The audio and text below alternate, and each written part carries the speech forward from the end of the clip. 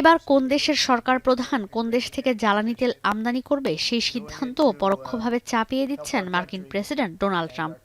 সামাজিক যোগাযোগ মাধ্যম ট্রুথ সোশ্যালে দেয়া এক বার্তায় ডোনাল্ড ট্রাম্প বলেছেন, ভেনেজুয়েলা থেকে যেসব দেশ জ্বালানি তেল বা গ্যাস কিনবে, যুক্তরাষ্ট্রের সঙ্গে বাণিজ্যের ক্ষেত্রে সেসব দেশকে ২৫% পর্যন্ত শুল্ক দিতে হবে।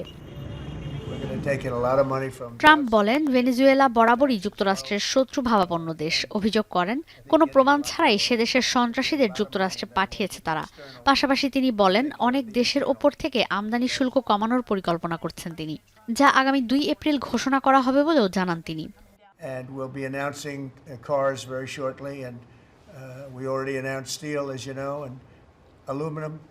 We'll be announcing pharmaceuticals at some point in the not too distant, because we have to have pharmaceuticals. We don't make pharmaceuticals anymore in our country. এর আগে ডোনাল্ড ট্রাম্প বলেছিলেন, বিশ্বের বিভিন্ন দেশের ওপর শুল্কের পরিবর্তে শুল্ক আরোপ করা হবে, যা ২ এপ্রিল থেকে কার্যকর হওয়ার কথা।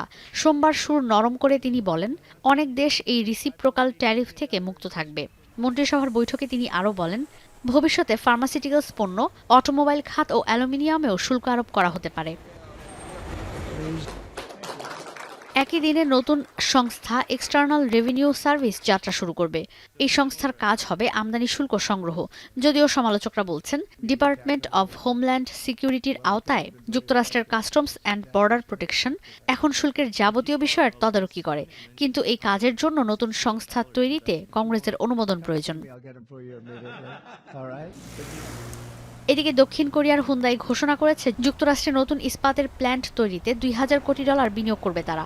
লুইজিয়ানায় তৈরি হতে যাওয়া এই প্ল্যান্টের বার্ষিক উৎপাদন হবে ২৭ কোটি টন স্টিল।